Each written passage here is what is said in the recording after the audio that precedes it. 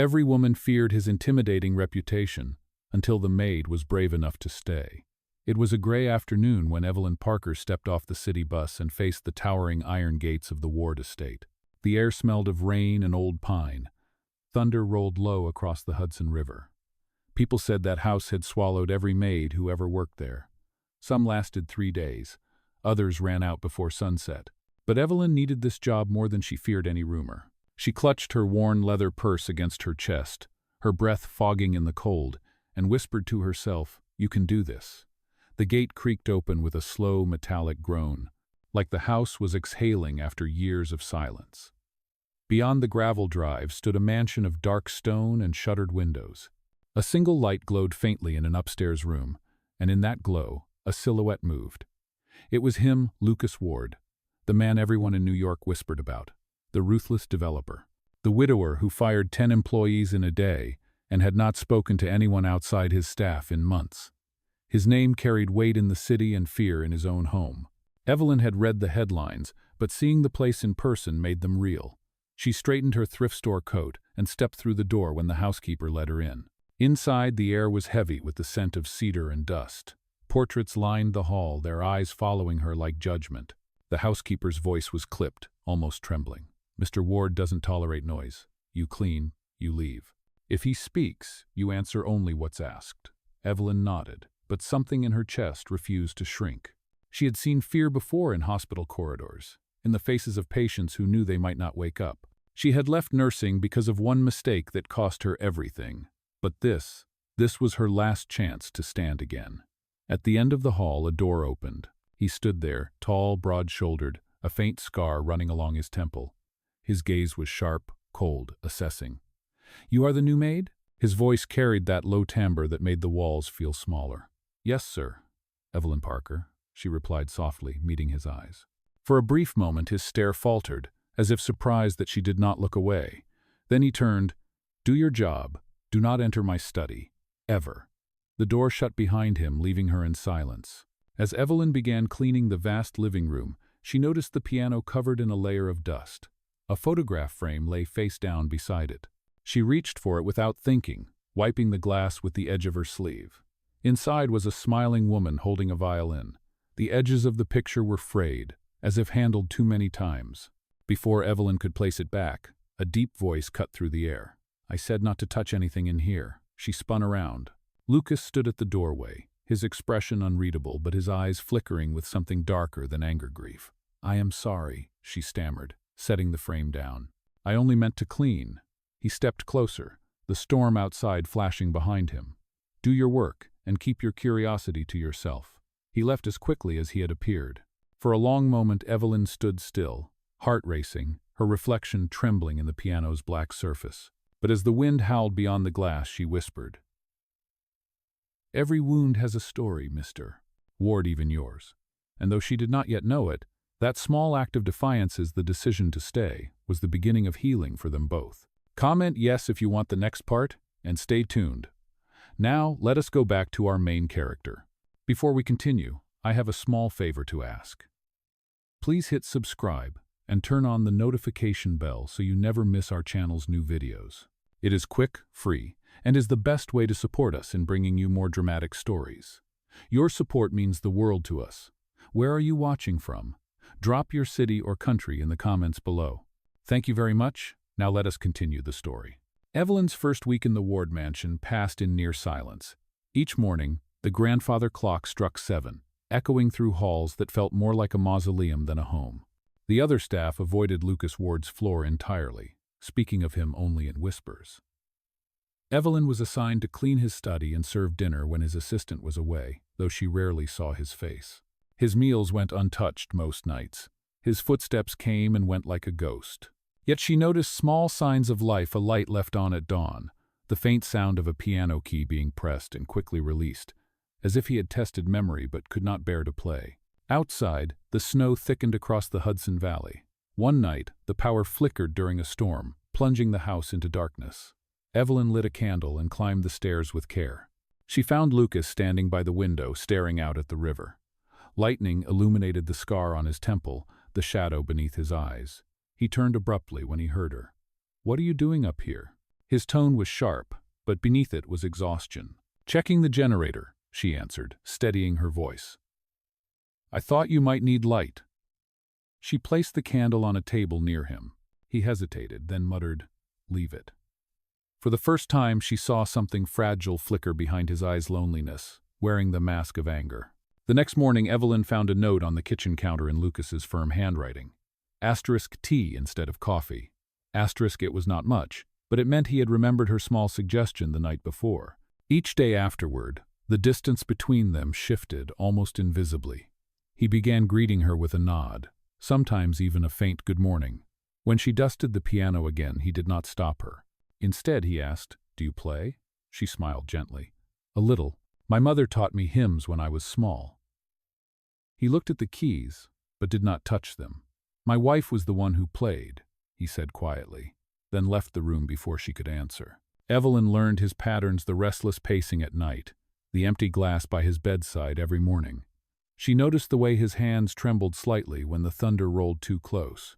Her training as a nurse tugged at her conscience. She knew the signs of trauma. One evening, she found him in his study, breathing fast, gripping the edge of his desk. The storm outside was violent, wind howling through the chimney.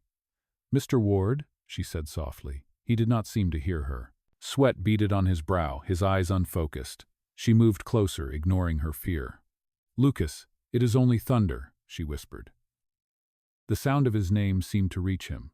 His breath slowed, his shoulders lowered. For the first time, he looked at her not as an intruder, but as someone real. "You should not be here," he murmured. But there was no anger left. "I am not going anywhere," she said simply. From that night on, something subtle changed. He started eating breakfast again. He asked her opinion on small things: what kind of flowers should go in the entry vase, or whether the curtains should stay open for the winter light.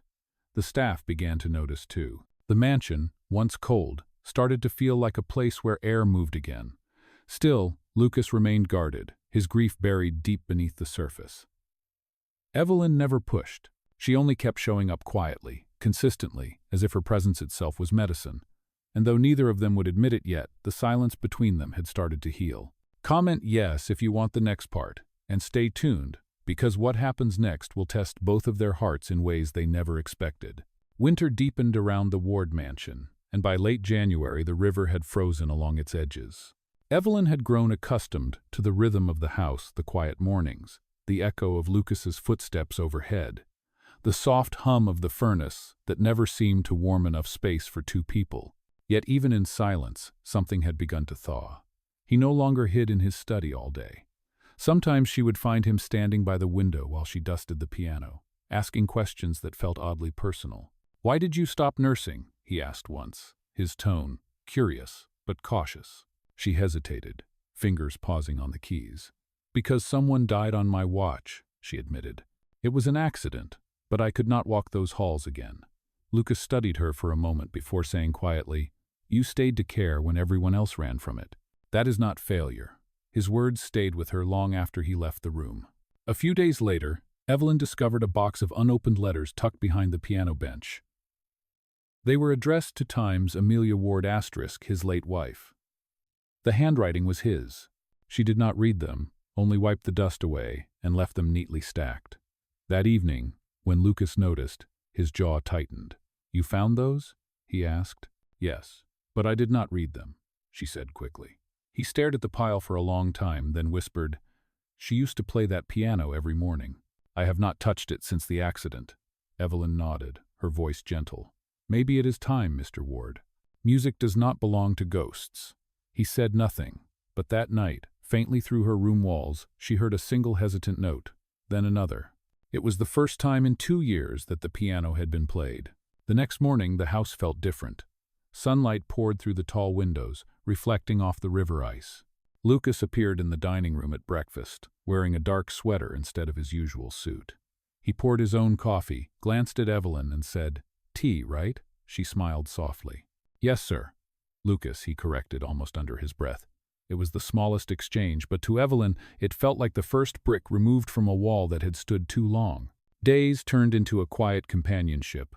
They rarely spoke of the past, but shared unspoken understandings in small gestures: a nod when she brought him his mail, a faint smile when he caught her humming. Then one afternoon, while wiping the library shelves, Evelyn noticed his hand tremble as he reached for a photograph.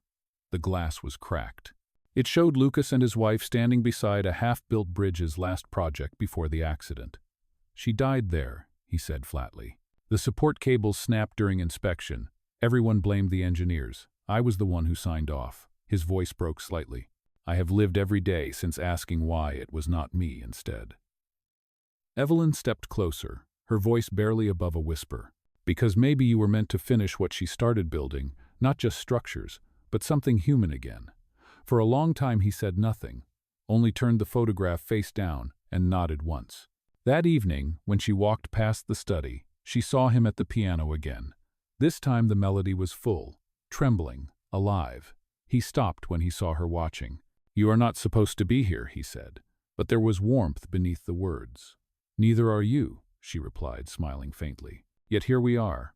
He looked at her for a long moment, then gestured to the bench beside him. "Sit." She did. Their shoulders brushed as he guided her fingers over the keys. The music faltered, then grew steady, two sets of hands moving together. For the first time since she had arrived, the house did not feel haunted. It felt like it was breathing again. Outside, the storm clouds lifted over the frozen river, and inside, two people who had spent years locked behind grief were beginning quietly to heal. By early February, the ice along the Hudson began to crack and drift, and with it, the invisible distance between Evelyn and Lucas continued to melt away. What began as short exchanges about household details had turned into long evening conversations beside the fireplace. He spoke not of business, but of the life he once had, the quiet dinners with Amelia, the way she filled the house with music, and how silence had become his punishment after she was gone. Evelyn listened without judgment, her presence steady, a reminder that empathy was still possible. Yet beneath the warmth growing between them, fear lingered, his fear of attachment, her fear of being dismissed once her usefulness ended. Both of them pretended not to notice that their lives had begun to revolve around each other. One morning, Lucas asked her to accompany him into town for the first time. "The staff can handle the house," he said. "I need to visit the foundation office." The ride was quiet at first, the black sedan cutting through the slush-covered road. Evelyn glanced at him, noticing how tense his hands were on the steering wheel. "You do not have to do this if it is too much," she said softly. "It is time," he replied. "I have been hiding long enough." The foundation building was small, a non-profit his wife had created to fund housing for veterans. Inside, the staff stared as Lucas entered. Most had not seen him in years. Evelyn stood by his side as he addressed them, his voice calm but uncertain. "We will reopen the program this spring," he said. "I want her name to mean something again." Afterward, he looked at Evelyn and whispered, "You helped me find the courage to come back here." She shook her head gently. "You found it yourself. I only reminded you that it was still there." When they returned to the mansion, the air felt lighter. Lucas began working again, reviewing architectural plans at his desk. He asked Evelyn to bring him coffee, and sometimes she stayed, helping sort papers late into the night. Their laughter, quiet, hesitant, echoed through halls that had not heard it in years. Yet the closer they grew, the more guilt shadowed his expression. One evening, as snow fell softly against the glass, he spoke without looking up. "I should not be this at peace," he said. "It feels like a betrayal." Evelyn's voice was calm but firm. "Healing is not betrayal, Lucas. It is survival." He turned toward her then, his eyes searching hers, as if testing whether she truly meant it. "You talk like someone who knows what it costs," he said. She smiled faintly. "Because I do." A week later, he invited her to the annual benefit gala of the Ward Foundation. It would be his first public appearance since the accident. Evelyn hesitated, unsure if she belonged in his world, but he said simply, "You are the reason I can face it." That night, the ballroom shimmered with gold lights and hushed curiosity. Lucas stood tall in a black suit, his scar faint under the glow, while Evelyn, wearing a simple navy dress she had borrowed, stood quietly at his side. Whispers followed them, speculation and gossip about the mysterious woman beside the reclusive millionaire. But when he stepped to the microphone, the room fell silent. "2 years ago, I lost my way," he began. "I believed grief was strength. It was not. It was fear. Tonight, this event is not about me. It is about learning to live again." His eyes found Evelyn in the crowd, and his voice softened. Sometimes healing begins when someone refuses to walk away. The applause that followed was thunderous, but all Evelyn heard was the quiet relief in his tone. Afterward, as the guests mingled, he found her near the exit, his expression unguarded. "You were brave enough to stay," he said. "Maybe now it is my turn to learn how." Outside, the snow had stopped. They stood beneath the soft streetlights, neither speaking, the night holding its breath. For the first time, Lucas Ward smiled, not the polite gesture of a man in control, but the fragile, human kind that meant he was finally letting go. The night after the gala, the Ward mansion no longer felt haunted.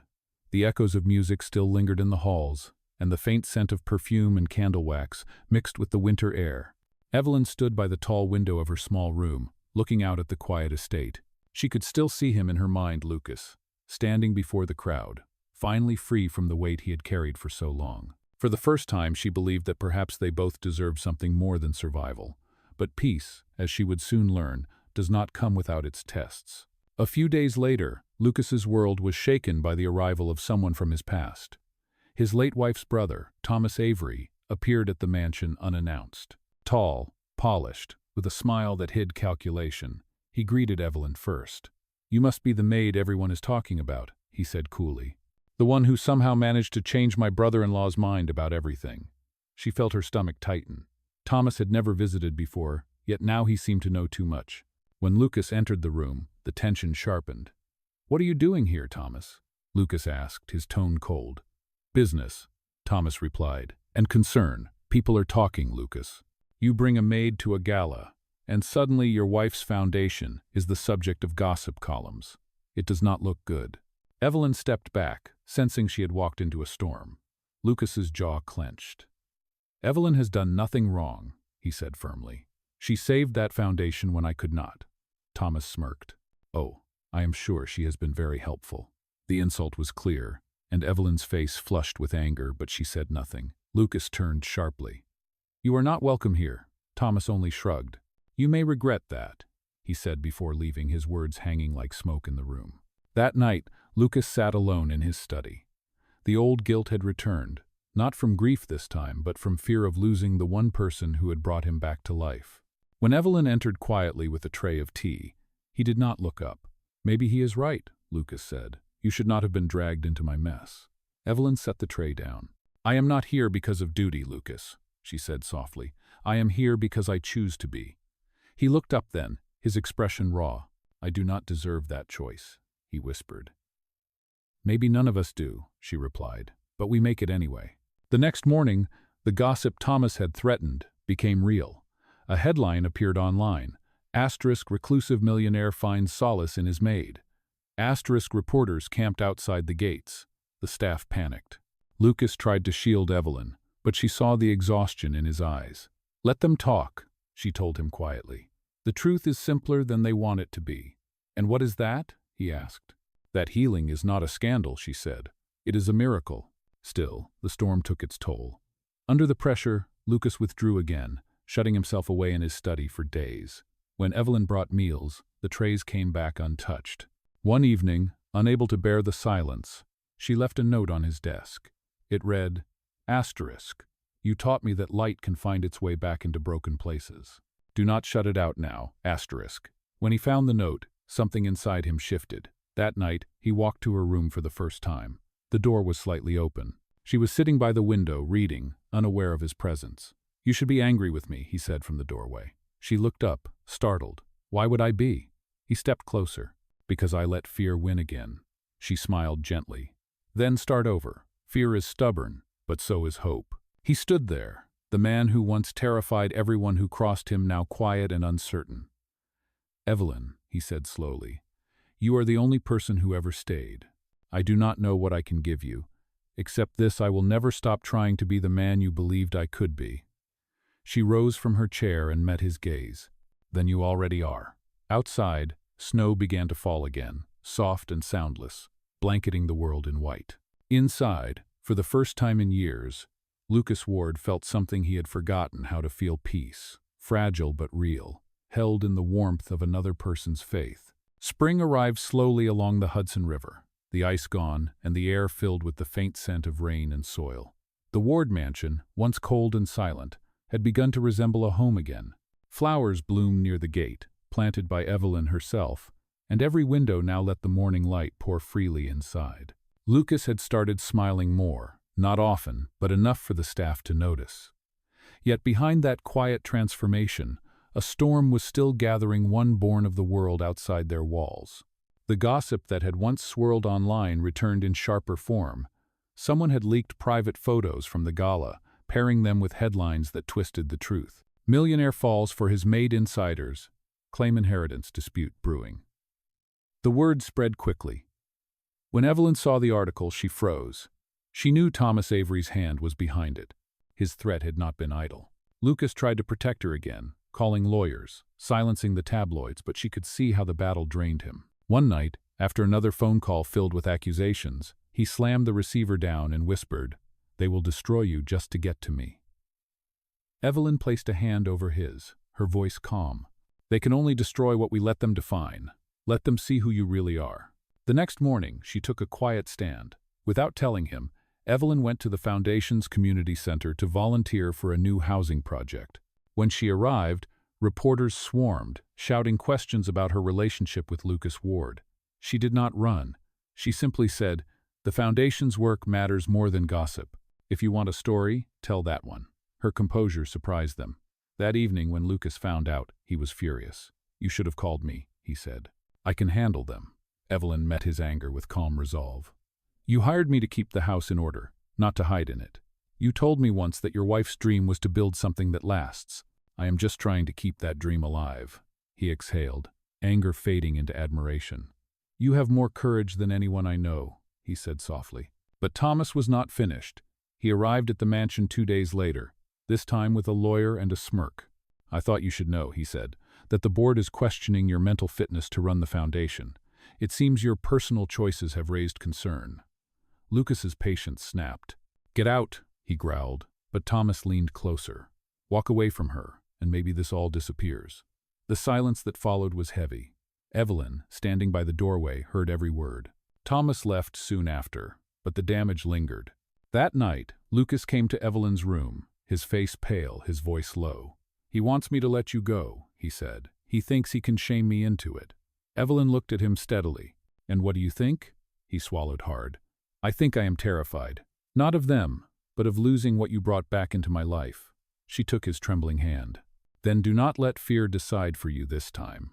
His eyes met hers, filled with quiet fire. "Stay with me, Evelyn," he whispered. "No matter what comes next." The next day, Lucas walked into the Foundation's board meeting where the members sat waiting with guarded expressions. Thomas was there, ready to pounce. But instead of defense, Lucas offered truth. He spoke plainly of his grief, his mistakes, and the woman who reminded him how to live again. "Evelyn Parker did not ruin me," he said. "She saved me. And if that is weakness, then I welcome it." The room fell silent. One by one, the members looked away from Thomas, their judgment replaced with respect. When Lucas returned home that evening, the sun was setting over the river. Evelyn stood in the garden, dirt on her hands, planting another row of flowers. He walked toward her quietly. "They believed you," she said, smiling softly. "No," he replied, his voice full of warmth. "They believed us." She looked up, and for a moment, the world seemed still. The air smelled of earth and new beginnings, and somewhere deep inside the mansion, the piano waited for its next song. In the weeks that followed the board meeting, peace seemed to return to the Ward estate. The headlines faded, the reporters moved on, and for the first time in years, Lucas felt a kind of stillness that was not empty. He spent his mornings overseeing the foundation and his evenings beside Evelyn, often in the garden where she loved to work. They did not speak much about what had happened with Thomas, but the shadows of that confrontation still lingered in quiet corners of the house. Lucas had won the battle for his name, yet he knew there were still ghosts left to face, some within him, some beyond his control. One morning in late May, Evelyn found Lucas in the study, reading an old file. His expression was distant, troubled. When she stepped closer, she saw it was a report on the bridge collapse, the one that had taken Amelia's life. "Why are you looking at that again?" she asked softly. He sighed. "Because I finally feel strong enough to see it for what it really was. I blame myself for her death, Evelyn, but these papers tell a different story." He handed her a document showing falsified safety inspections, Someone tampered with the cables before the final test. The company responsible covered it up. Evelyn's heart tightened. You mean it was sabotage? He nodded. I thought my failure caused it, but the truth was buried to protect profit. She saw anger flicker through his calm exterior, followed by something deeper, relief and grief tangled together. I need to bring this to light, he said. For her, for everyone who died that day. She placed a hand on his shoulder. Then I will help you. Over the next week, they gathered evidence, working side by side late into the night. Old files, statements, names long forgotten, all began to surface. When the story broke, it shook the city. The construction firm responsible faced public outrage, and for the first time, the accident was no longer remembered as Lucas Ward's failure but as his act of redemption. Reporters returned, but this time they came to thank him, not accuse him. Yet with every step toward justice, Evelyn sensed how much the past still weighed on him. One evening, as rain pattered against the windows, she found him sitting by the piano, staring at his reflection in the glossy wood. You did it, she said. You gave Amelia the peace she deserved. He looked up slowly. I do not know what comes after peace, he admitted. She smiled gently. Maybe you learn to live for yourself. But peace, fragile as it was, never stayed long. 2 nights later, Thomas returned once more, his composure gone, desperation replacing arrogance. You ruined everything, he hissed when Lucas confronted him at the door. You destroyed the company, the only thing my sister and I built. Lucas's expression was calm. No, Thomas. You destroyed it when you lied. Thomas's voice trembled. You think people will forgive you now? You think that maid of yours can save you from who you really are? Lucas stepped forward, his tone firm but even. She already did. Thomas's face twisted with resentment. You will regret this. Then he turned and stormed away, his car tires screeching down the drive into the night. The next morning, Lucas found a letter on his doorstep. It was from Thomas, brief and heavy with bitterness. Asterisk, I hope your truth keeps you warm when she leaves you too. Asterisk. Lucas crumpled it in his fist, his heart pounding. Evelyn appeared behind him, holding 2 cups of tea. Bad news? She asked. He shook his head. Just a man who cannot stand seeing someone else heal. She handed him a cup. Then do not let him take that from you. He met her gaze, the tension in his shoulders easing. You always know what to say, he murmured. That is because I have been where you are, she replied softly. Afraid to move forward, afraid to trust happiness. But it is time, Lucas. You have already survived the worst. He looked at her, really looked at her, as if seeing her not just as the woman who saved him, but as the person who made him believe again. Then stay, he said quietly. Not because I need you, but because I want you here. Evelyn smiled through the quiet ache in her chest. Then I will. And for the first time since they met, the silence that followed was not born of grief or fear, it was peace, full and alive, resting between 2 hearts that had finally found their way home. Summer arrived early that year, carrying the scent of warm rain and honeysuckle through the open windows of the Ward mansion. The once solemn estate now breathed with life. The staff moved with ease, laughter occasionally echoing from the kitchen, and Lucas found himself spending more time outdoors, tending to the small garden Evelyn had started in the spring. The foundation's projects were thriving, and his name, once linked with tragedy, had become a symbol of integrity and redemption. Yet despite the calm, something inside him stirred, a quiet uncertainty that came whenever life felt too good to be real. One afternoon, while Evelyn was pruning roses, Lucas approached her with a newspaper in hand. They want me to accept a civic award, he said, his tone conflicted.